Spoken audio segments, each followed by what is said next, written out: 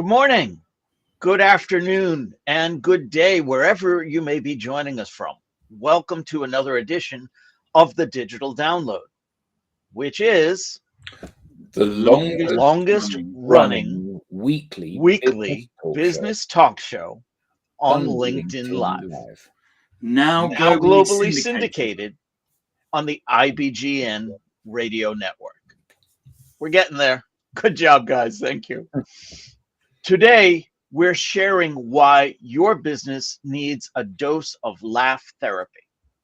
We have a special guest, Barry Taylor, to help us with the discussion. Barry's unique background combines the arts, education, and a deep understanding of the therapeutic benefits of laughter.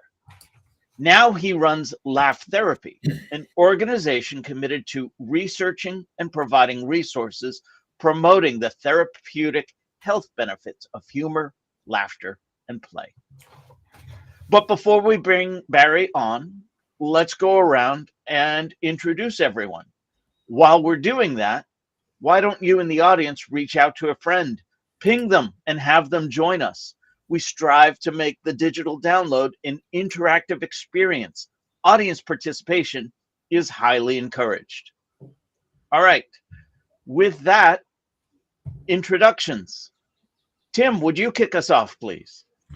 Yes, my name is Tim Hughes. I'm the CEO and co-founder of DLA Ignite, and I'm famous for writing the book, Social Selling Techniques to Influence Buyers and Changemakers. Excellent. Welcome. Thank you. Bertrand, welcome to the show. Thank you very much. Thanks to the team. My name is Bertrand Godillot. As by the sound of it, I'm French. I'm pretty sure you got that by now. I recently joined the team here, and I am also the founder of a company called Odysseus & Co, based in France. Excellent. Welcome, Bertrand. Welcome. So this is Bertrand's first show. Thank you so much for coming on. So happy to have you here, Bertrand. Thank you, guys. Adam. Hi, I'm Adam Gray. I'm co-founder of DLA Ignite and Tim's business partner. So it's great to have Bertrand joining us today. So we'll be gentle with him, seeing as it's his first show. This is true. Yes. Excellent. Welcome. Thank you very much. And myself, I'm Rob Durant. I am the founder of Flywheel Results, a proud DLA Ignite partner, and I'm not famous for writing anything. Yet. Okay. Question. Yes. Rob, before you bring on the guest, yes. I just want to say to the audience, if there's anybody out there watching us or listening to us, could you say hello to Bertrand for me? Because it is his first show, and I'm trying to put like my arm around him virtually to say, we're looking forward to it. You heard it in the audience. Reach out. We'd love to hear from you. So as it happens, we're getting the dose of laugh therapy today because, Tim, as you were explaining, this is the episode that we have which is closest to April Fool's Day. Next week, we will have a rebroadcast of one of our more popular episodes because we'll be observing Good Friday. As it also happens, this will be the third time in 4 weeks where our topic has centered around laughter, humor, and improv. It hasn't been by design, but it has worked out for us. As I was sharing with the team before we came on, I was speaking to my students yesterday after class, and one of them was saying, "Oh, I saw your show on LinkedIn, and I stopped and watched for a bit. I liked it. I usually don't like shows on LinkedIn, but yours was fun." And that's what we're going for here. A little bit of levity and bringing topics of interest to the audience at heart. So I want to take this moment to say to the audience, if you have something to say, we want to hear from you too. If you'd like to be a guest on the show, you're welcome to scan the QR code on screen or visit us at digitaldownload.live and click on the guest section. Be our guest. We would love to hear from you. All right. I know that our guest is in the green room. There seems to be a little bit of difficulty with the camera, so we'll give him a moment to get set. While we're doing that, I need help vamping. We've had a good morning from Ingrid. Ah, excellent. Thank you very much. So Barry did suggest that we kind of think about funny things that we might say. Now, unfortunately, I realized that most of the jokes that I know are not actually suitable for broadcasting.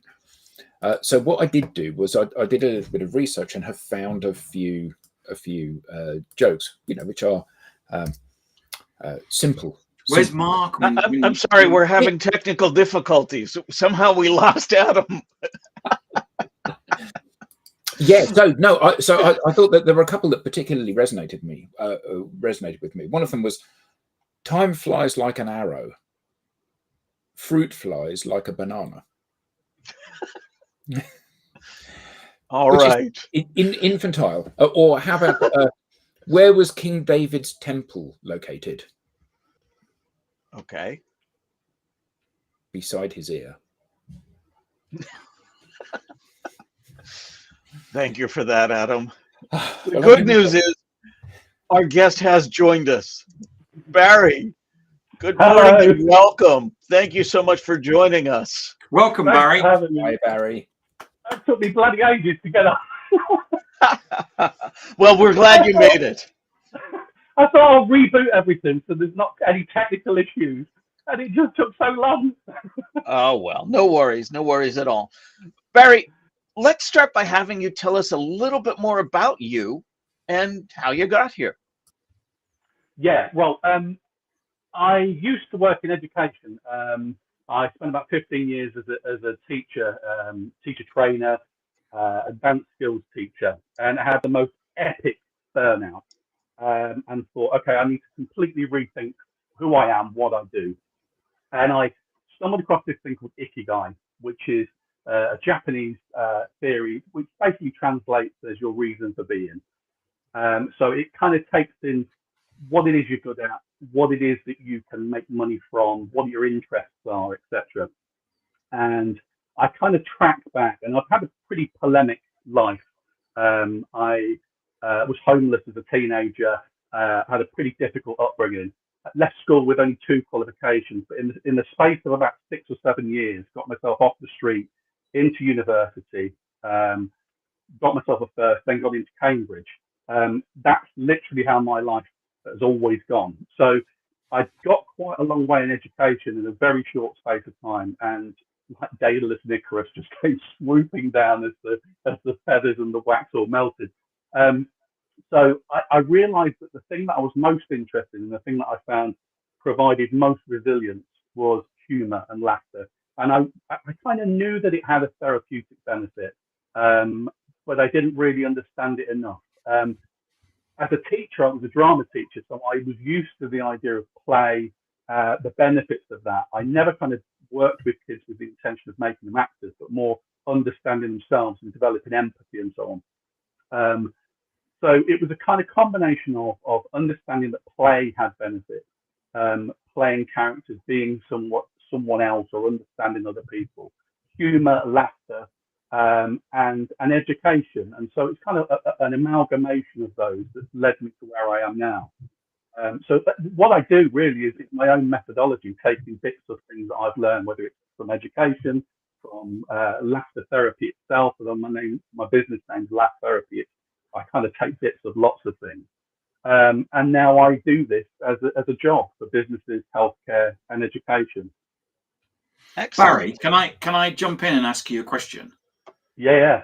So just to explain, this show goes out on LinkedIn Live and other social networks, which they're available in video. But we're globally syndicated on the IBGN internet radio, which doesn't have video. For those people listening in, how would you describe your shirt? All right. If you imagine a security guard at an aquarium, that's pretty much me. I'm big and bearded, and I have a bright orange shirt with fish on it. Anybody that's watched Ted Lasso, I'm a big fan of Be a Goldfish. If anything's bothering you, then the goldfish is the happiest animal in the world because it forgets in 3 seconds. So there's huge koi carp on this very, very loud Hawaiian shirt, and I'm a big bearded guy. Can you stand up and show us? Yeah. Oh, look at that! If we were running a bright shirt competition, you would win. I had a T-shirt on before that said "Work, play, slay," which would have fitted as well. But I thought, no, I'll wear it a bit louder. Perfect. So, Barry, I wanted to start with a basic question, if we could, please.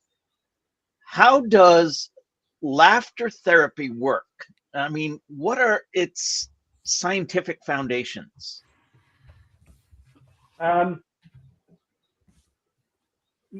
Normally in psychology, the things that are explored and studied the most tend to be the darker elements of psychology.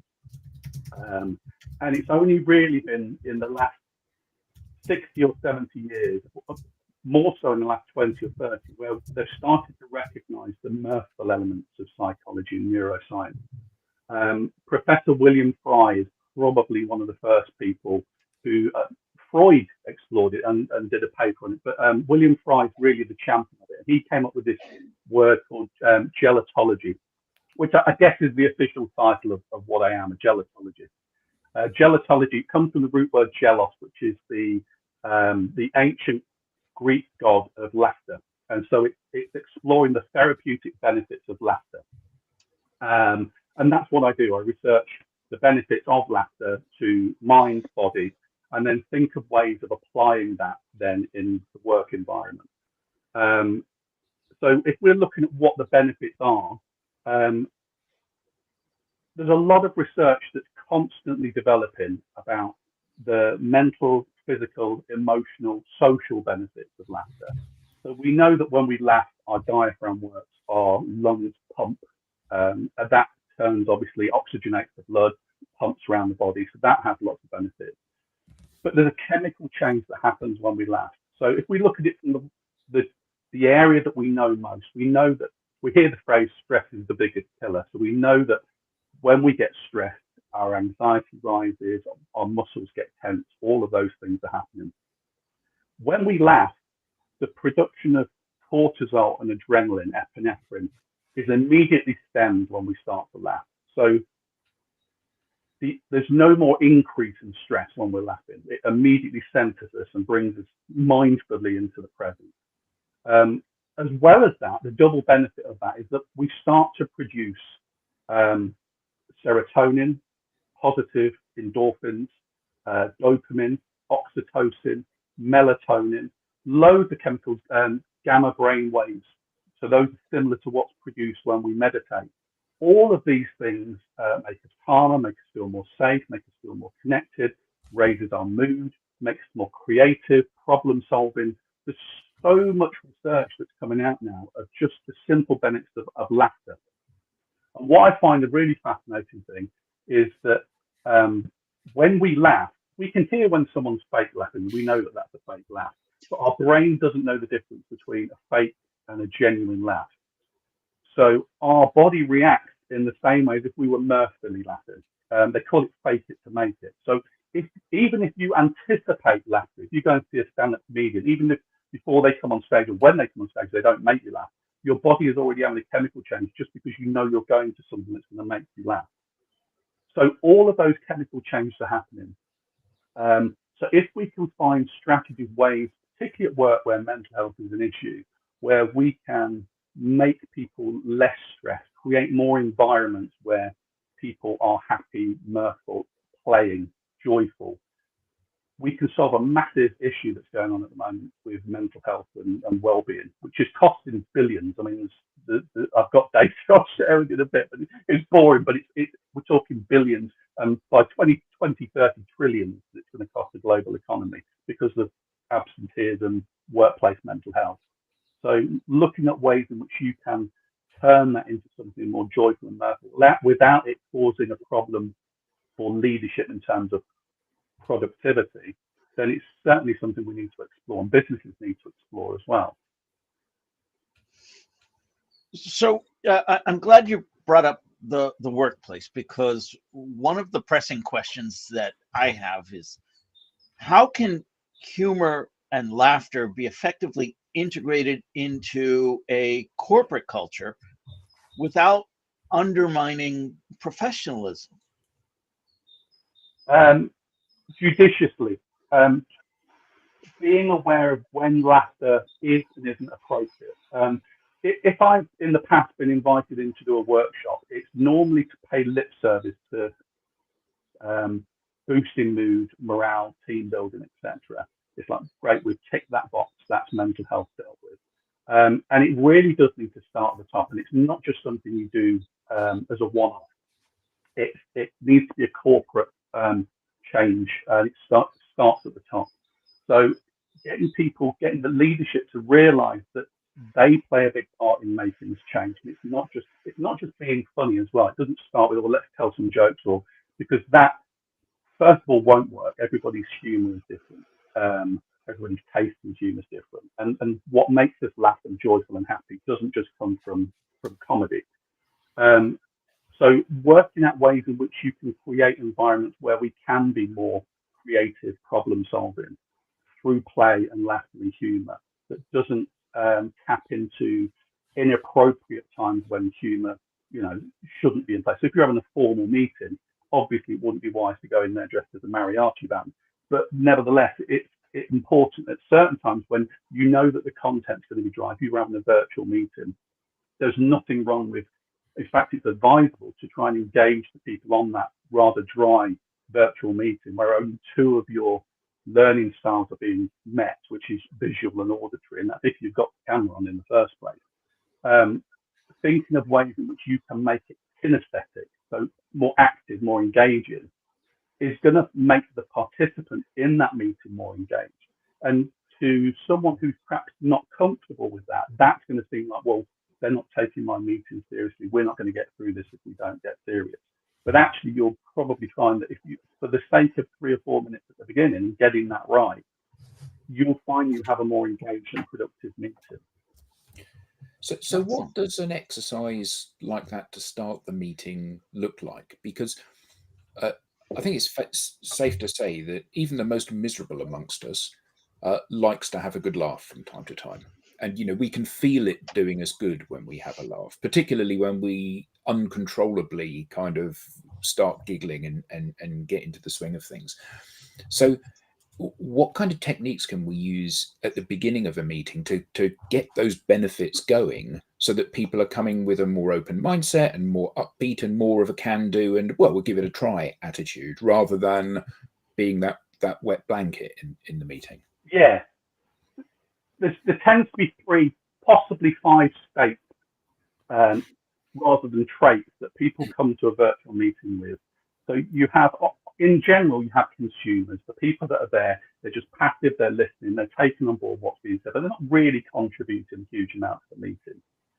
Then you have, above that, you'll have contributors, so the people that are involved, they're engaged, they're giving a little bit, they're not being victims to, oh, it's a virtual meeting, which is the flip side to consumers, which is the critics. So the people that kind of, well, this could have been an email rather than a meeting, and not really contributing a lot. Above contributors, you have connectors, so people who are driving the energy in the meeting and going above and beyond, and they're making social connections with other people. And you want as many people to be connectors and contributors in the meeting as possible. So if you come to a meeting and people immediately have got their camera off, they're not engaged. They're probably eating a banana. They're dealing with the dog that's barking. Someone's just come to the door. Because unfortunately, as beneficial having a hybrid work environment is, and we've found this since COVID, it can also be distracting.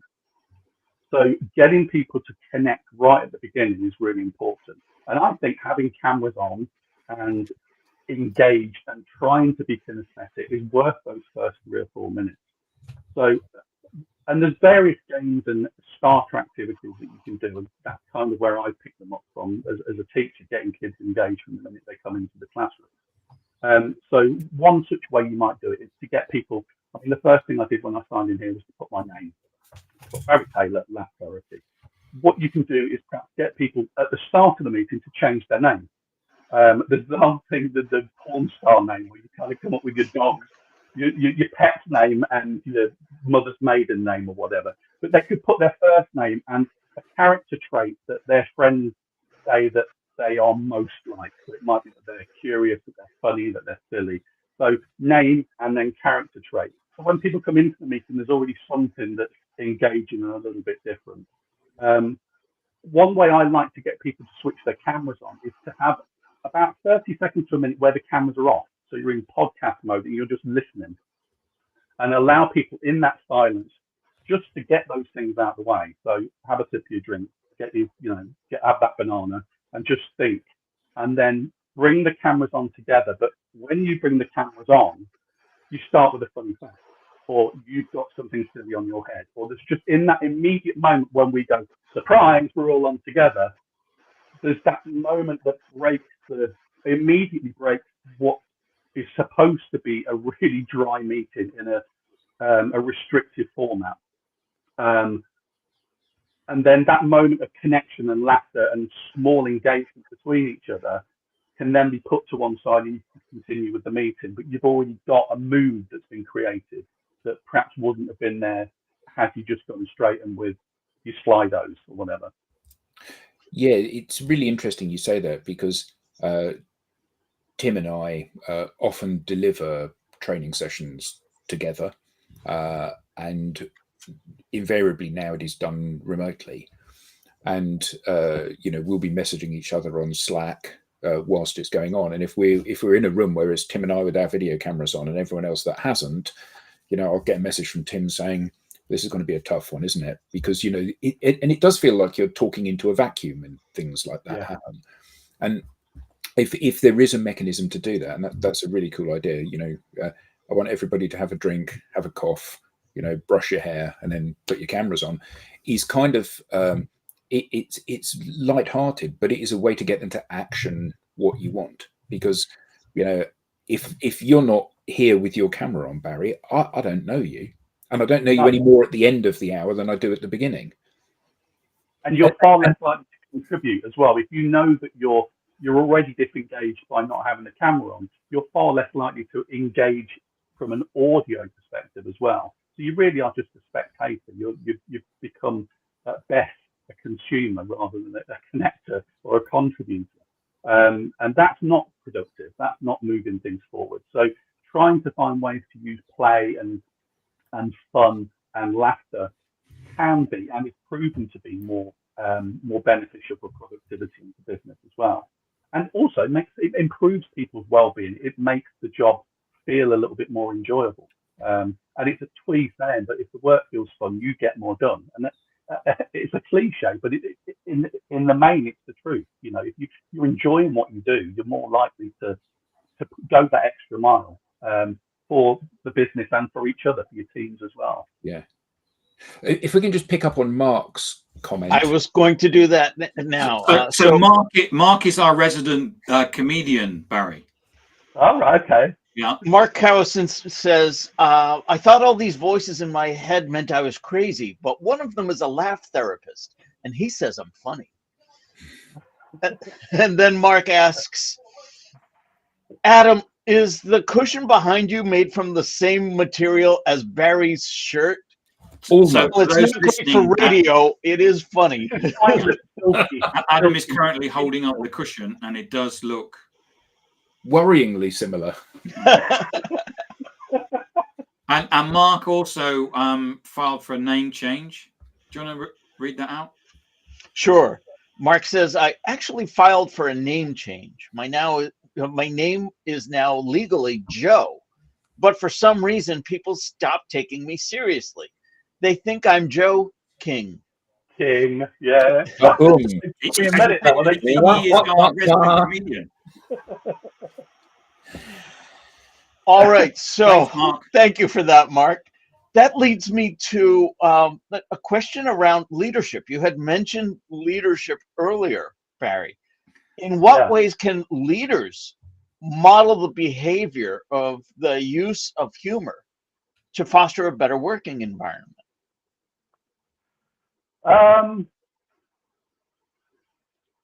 I think start with the environment is probably the best thing. So look at the space. They call it, I read somewhere a phrase called neuroarchitecture, and it was by Dr. Bernie Warren, an Australian clown doctor, actually. And he did a really interesting TED talk, and this phrase. Oh, hold on a second. Did you say clown doctor? Yeah. Are you familiar with them? No. So let's explore that, please. Yeah, let's backtrack. What's a clown doctor? A clown doctor is someone who's a medical professional, either a senior nurse or a doctor, who will go around the wards, not always the children's wards, it's the adult wards as well, and will carry out their duties, but dressed as a clown, doing physical slapstick comedy. Obviously not tripping over and pulling equipment down, but engaging with them. They have props, they have a red nose, they have clown hair.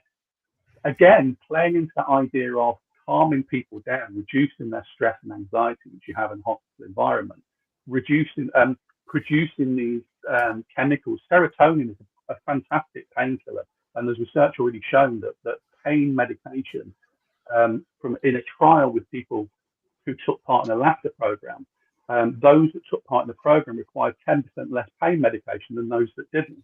So they've really kind of tapped into this idea that making people feel relaxed, mirthful, laughing, it actually has benefits to the health.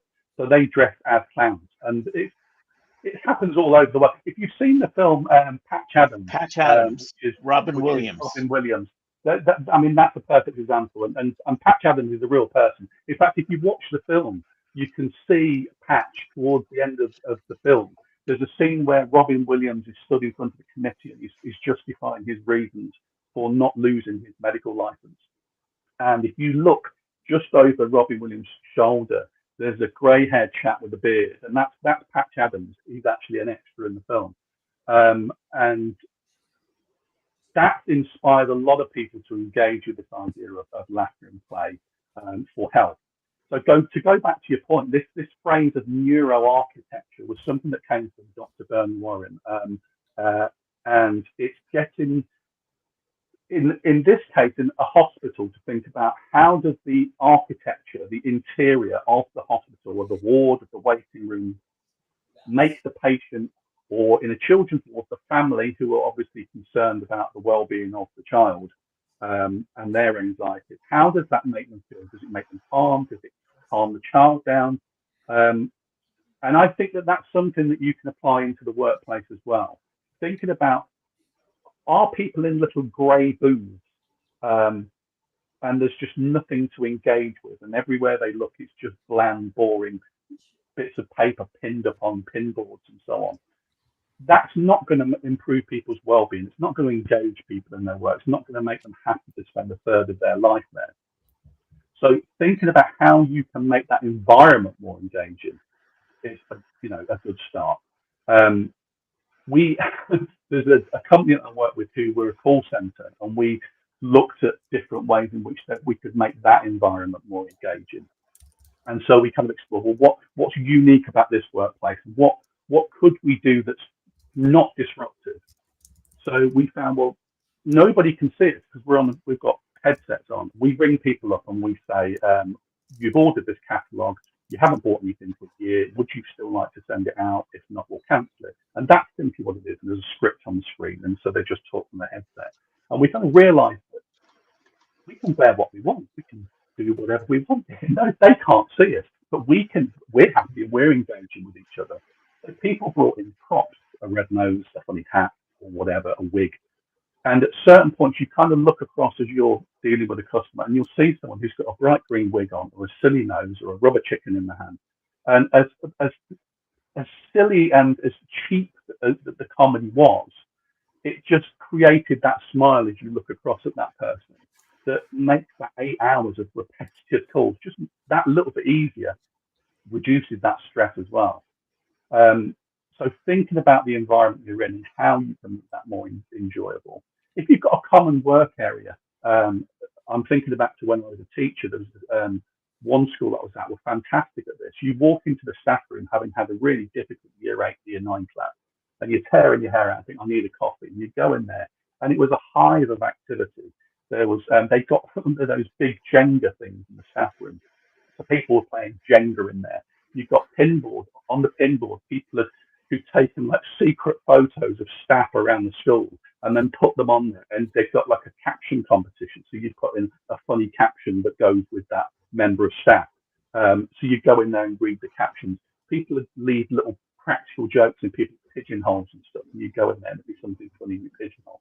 And in that 10, 15 minutes of grabbing a coffee, you're engaging with things that have immediately reduced that stress and anxiety. And you're going out with a smile on your face, ready to face the next lot of scropes that you've got to deal with for an hour.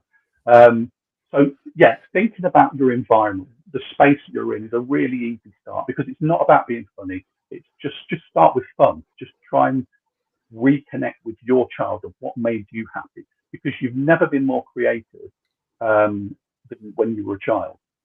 You learn so much in a short space of time, and it cannot be underestimated how much of that is due to the conditions that we had, that we've lost somewhere between leaving school and getting married, having a mortgage, and life kicking in. And we've got to reconnect with that again. We have a question from the audience. Mark Cowson asks, Barry, do you use your job title laugh therapist when securing work? Do you find it difficult to be taken seriously? I used to, so I don't use it. I set up the business as Laugh Therapy because, like you said with Clown Doctors, people aren't even familiar that there is a thing called a laugh therapist. Some people are now starting to be aware of things like a play therapist or an art therapist or a drama therapist that deals with, crisis conditions.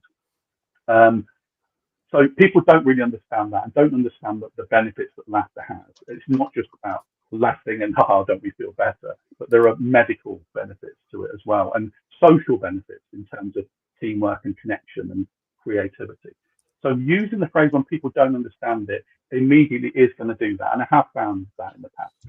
So I started to use the phrase gelotologist, because that starts a question straight away. You stick ologist on the end of anything, you're starting to be moving down the road of being taken a little bit more seriously. And it is a genuine form of research. And so you get that conversation, go, well, what's gelotologist? So you explain what gelotology is.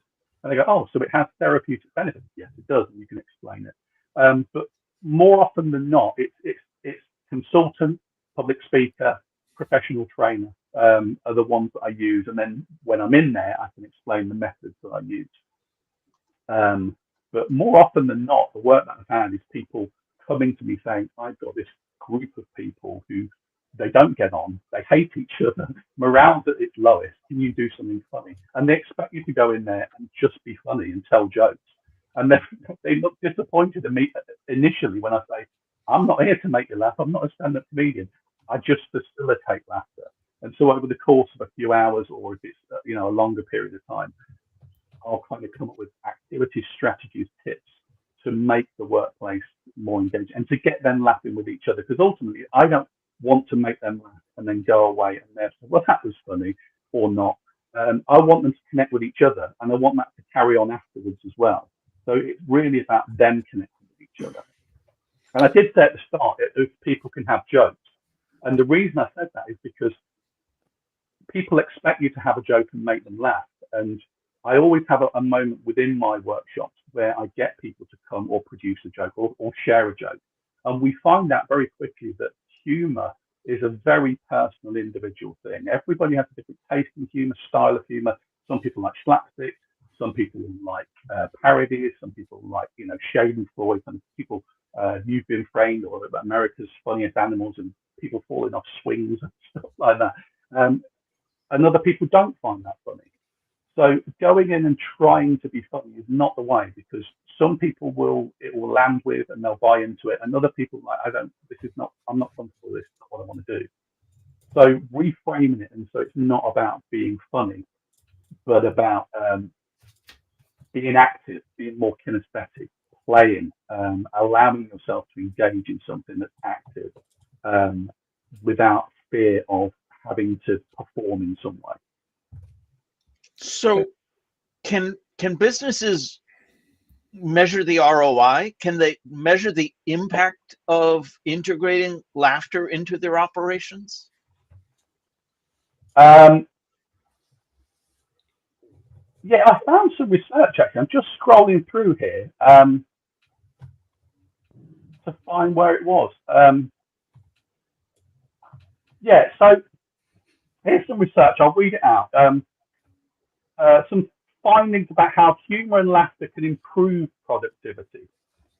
So first of all, laughter and productivity. A study highlighted by Harvard Business Review found that after watching comedy clips, employees were 10% more productive than those who didn't. Humor and competence. The same study also noted that cracking jokes at work can make individuals appear more competent. I don't know if that makes them more competent. A positive humor in the workplace. A meta-analysis indicated that positive humor is associated with enhanced work performance, satisfaction, work group cohesion, health, coping effectiveness, as well as decreased burnout, stress, work withdrawal. Play and creativity. Play is known to encourage divergent thinking, crucial for creativity, can increase productivity by providing regular mental breaks, which allow you to then, when you revisit the work, you're going back at 100% again rather than gradually decreasing. It's hard to put a price on that in the same way as Deloitte did a study that said that the impact that mental health disorders in the workplace will affect the global economy will be $16 trillion by 2030. Now, obviously, that's a prediction. So again, it's not an accurate amount, but it's based on trends. But what I can say is productivity loss at the moment, unresolved depression can lead to a 35% reduction in productivity. It contributes to an annual loss of $210 billion to the US economy. And in the UK, poor mental health costs UK employers $56 billion a year, with higher staff turnover, poor mental health, citing reasons for leaving the job. So if we know that stress does that, and absenteeism and mental health problems, burnout, people leaving businesses because they can't take it anymore and they want to work somewhere else, they're not happy with the toxic work environment, etc. Then looking at ways in which we can reverse that, scientific ways in which we know we can reduce anxiety, burnout, stress, really needs to be taken seriously. And there was some research, which I don't have, that said for every pound spent on programs like this, there is a £5 return on investment. I don't know how valid that research is, but it's obviously, I did stumble across it a couple of times. And that's a UK statistic.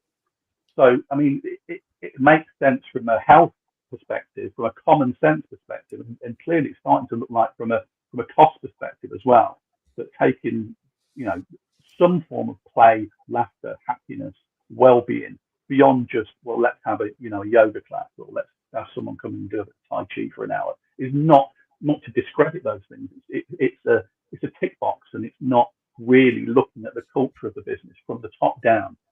So if I go in, I like to kind of go in, really get an idea of what's going on in the business, come up with some strategies that fit that workplace and those teams, and then revisit after 2 or 3 months and see where we're at and whether we can take that a stage further then.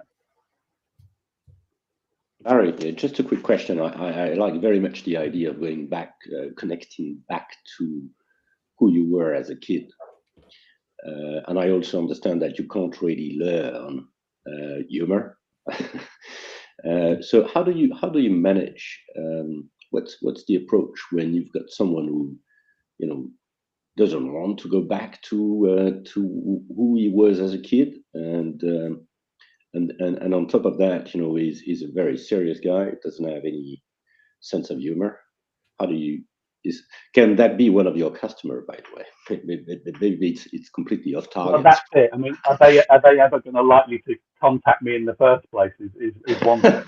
I actually refused the only job that I refused was a hotel group, and a very traditional group. All of the senior executives were, in their mid to late 60s. I was told they were very stern, conservative, not into fun at all. But HR think that this is something that they need, and I thought, yeah, you think they need it, but do they think that they need it, and are they going to be receptive? Well, I felt like Russell Crowe walking into the gladiatorial ring, and I pulled out. I threw a sticky and pulled out, and I don't do that, but I just thought, you know what, this is just going to be horrific, because I'm going to go in there, and not only is it going to be horrific for me, it's going to be horrific for them. It's going to be horrific for the poor person in HR that's booked this. It's almost going to feel like they've played a practical joke on them, and I just thought this is just not going to work. So I think having people that are receptive to it is really important. But I think if I sensed that this was something that was going to be a problem, I would start a little bit lighter than that. I wouldn't go straight in and get all the props and the silliness out of the way, but just engaging in simple activities, name the kind of icebreakers that you would expect to find at a genuine meeting, and work up from there. So it might just be a name game. So I play in order to prove the point that anxiety and stress and pressure can create problems, and being able to relax and calm makes us more productive. I normally do a name game around the table, but it's timed. So the idea is that we start with a particular person, they say their name, and then you go around the circle. As soon as that person says that name, they say their name, they say their name, and all the way around. Once you get round the circle, we stop the clock and we see what the time is, and then we put more pressure and say, right, you've got to do it a second faster this time. And you just keep doing that. And you find that as people are doing that, they actually find it quite funny, and they start to laugh, because pressure makes you laugh. Stress and anxiety can make you laugh as well.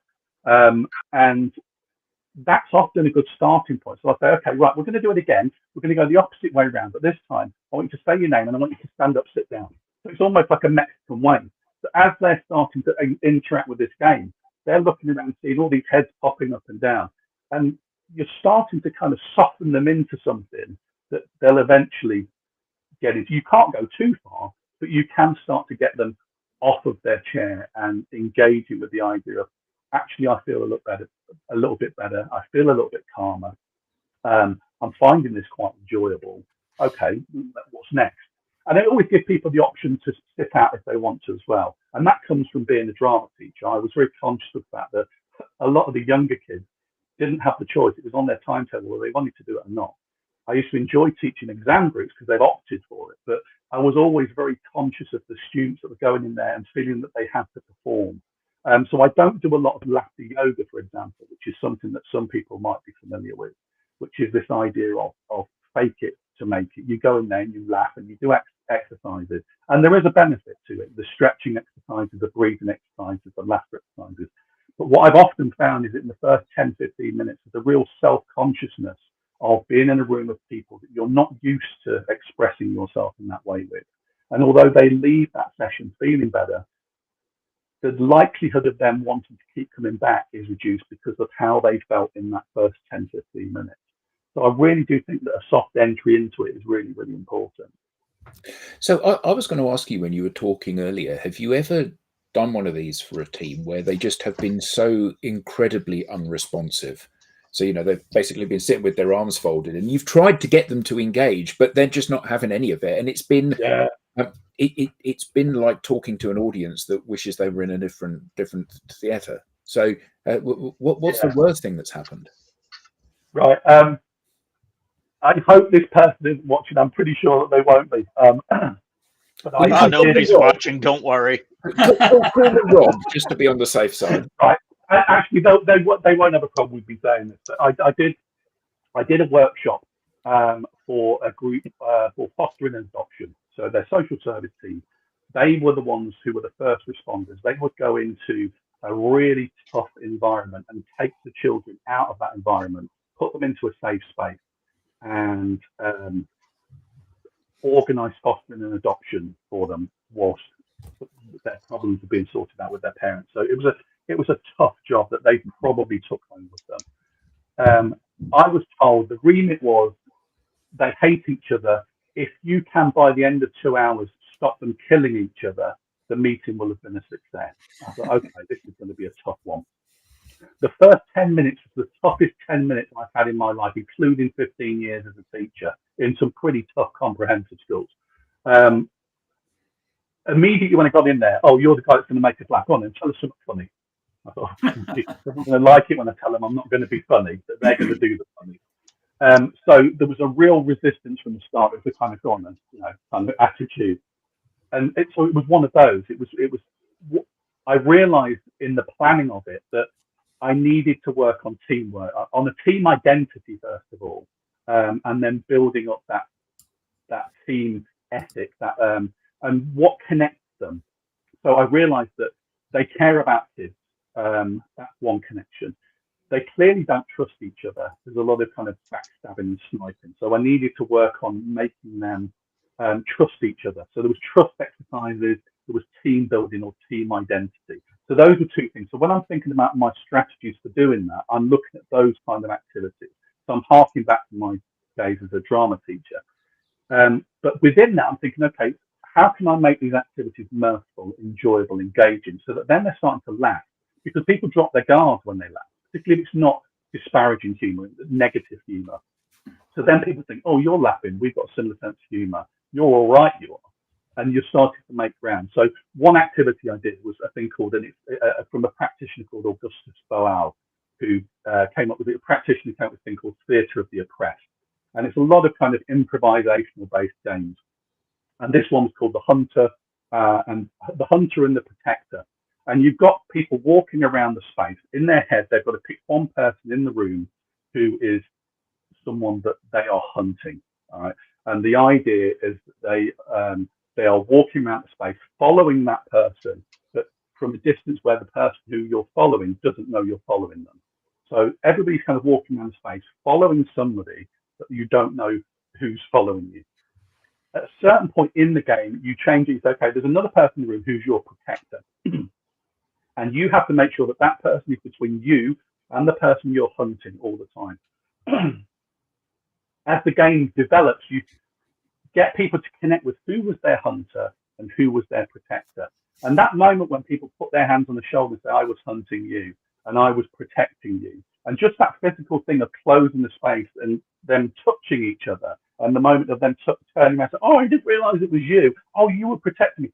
There's a moment of engagement, of closing down people's circle of comfort and inviting people in. That had a massive effect. So when we talked at the end about how that workshop went, it was the best of the last 10, 15 minutes of a workshop. That was the best I ever had. And it was there were one or two people that were quite emotional in that, because there were people in the room that they felt were bullying them, that they couldn't connect with, that they didn't trust, and realised that their mind was playing tricks on them, and they completely misjudged that person. And they'd allowed this to build and develop. I'm sure that afterwards, a week later, they probably hated each other again. That moment of realisation that we've got something in common, you've got my back, I've got yours, we can connect, at least on this level, is really important. So, yeah, you get ones that are really, really tough, but a lot of it is in the planning. You've really got to think about, okay, what do they need to get from this? Fantastic. That sounds like a great thing to do, Barry. Yeah, great. Barry, I didn't want to let you go before touching on this. What are some common pitfalls to avoid when introducing humor into the workplace? Don't try to be funny. And I make the mistake of doing that because of the expectation that you're going to go in there and make people laugh. You end up trying a bit too hard. I put shirts on for exactly that reason. You can sometimes try a bit too hard, and that doesn't work. So I say try, particularly if you're trying to include it into the workplace as a leader, a team leader, try not to be funny. Just try to think of ways to create fun. That might be arranging a team building exercise. Let's go out to a comedy club after work, or let's put this in the staff room. I want everybody to contribute to this. Something that you send out at the bottom of your email, underneath your email signature, just a funny little quote that you put in every week that you change. It starts small, and find ways just to be. One rule of humor is that one type of humor is incongruous humor.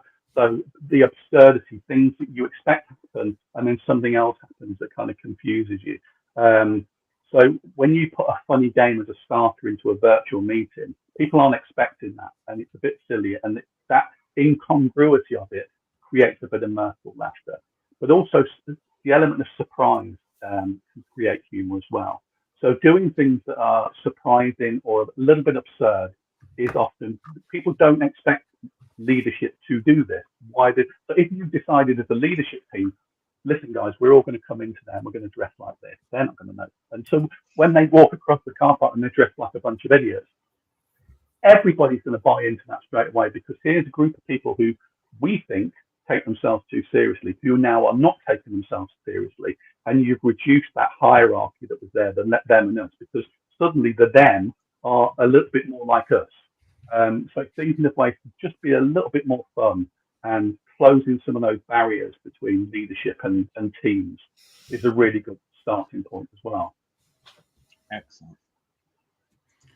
Adam and I went to Joplin in the States to see a partner of ours, and one of the days that we were there, it was my birthday, and our partner there, the CEO, Priscilla McKinney, she says has a rule in her company that whenever it's your birthday, you can make up a rule, and everybody has to comply with that rule. So she basically said in advance to me and said, it's your birthday. What do you want to do? What rule do you want? So I said, I want everybody to wear stupid shoes. Right. Yeah. So I went out and bought a pair of tiger feet slippers off eBay, and they were what I wore all day. But everybody else, they all had to wear stupid shoes. Well, you probably know, Tim, this might happen in other countries as well, but we have Christmas jumper day as we do. Get close to Christmas. And just if you think about that as a concept, people coming in with the most disgusting Nordic jumpers with, a really badly knitted design of a reindeer on it. It's the most disgusting piece of fashion, but it just creates that day of silliness. Really, if we look at it, doesn't disrupt the day, actually increases our connection as a team as we, allow ourselves to be laughed at and laugh at each other in a safe way. That's very similar to that idea of, having some funny shoes on, or, wearing a funny hat day or whatever. Those are the kind of strategies that I would suggest when you go in. So you look at the things that have worked before that we know work, and look at things that you could do that won't necessarily disrupt, and could add the level of mirth and reduction of stress that you're looking for. I think that, I don't know about you, Adam, but I think that what happened was that Adam and I were kind of dropped into, small town Joplin in the States. Here we are with our British accents, sounding like James Bond. And all of a sudden we turned this one day with silly shoes on, but it did actually, all of a sudden there was a connection. We were laughing at each other and with each other and to each other, and because you're in control of how silly you want to be when you're picking your shoes. And there was in effect there was this camaraderie that was immediately created with the team, where we kind of all fitted in. There is a photo somewhere. We were taking some photos that day, and there is a photo somewhere of the whole of the company with their silly shoes on. I've got my tiger feet on. Yeah, I bought a pair of clown shoes. But one of the things that was really interesting was that this was a small, tight-knit company, and we were working with a couple of the people there, but a couple of people had come in specially for that. And one of the things that it gave you was when you went to go and get a cup of coffee, I'm standing next to you, Barry, and I look down and you've got stupid shoes on, and I can go, look at those. And you can go, yeah, they may be stupid, but look at yours. And actually, it was a great icebreaker for beginning a conversation with someone. Yeah, it's because it was completely harmless.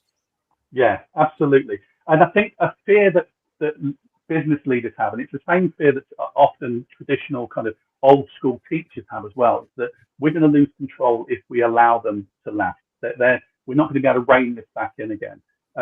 And I think so long as you're in control of that and are a big part of that, there's going to be no erosion to your authority whatsoever. As long as it's not too self-deprecating. If it becomes too self-deprecating, then people are starting to look at you as somebody that's weak and a little bit silly and so on. So you do, like I said before, it's judicious. You really need to think about whether it's appropriate and how far you go with it. But the root is that if leadership are leading this, and it starts at the top, and if you are in control of how much people laugh at you, then that's a really good starting point. Instead of putting the emphasis on those that are struggling with their mental health or their stress, say, okay, here's something for you guys to engage with. Because really, the problem starts there. And until you start there, you're not going to sort there. Barry, this has been great. How can people get in touch with you? My website is laughtherapy.lol. So not laughtherapy.com. Laughtherapy.lol. LOL. Laugh out loud. That's fantastic. I paid for that topic. So yeah, that's where you can find me, and there's information, strategies, and so on there. You can connect with me on LinkedIn as well, Barry Taylor, Laugh Therapy. You'll find me quite easily, and I'm happy to connect and talk to people on there as well. That's my main social media. And yeah, and I don't just do UK as well. I work, over in the States and Australia as well, because I do a lot of virtual stuff. So looking at strategies, and maybe on another occasion we'll do some games and exercises that we can weave into a. We'd love to do that, Barry. Yeah, absolutely. Yeah. All right, we'll do that then. So we now have a newsletter. Don't miss an episode. Get show highlights and beyond the show insights, as well as reminders of upcoming episodes. Scan the QR code on screen or visit us at digitaldownload.live/newsletter. On behalf of our panelists, to our guest Barry, to our audience, thank you all for being a part of today's episode.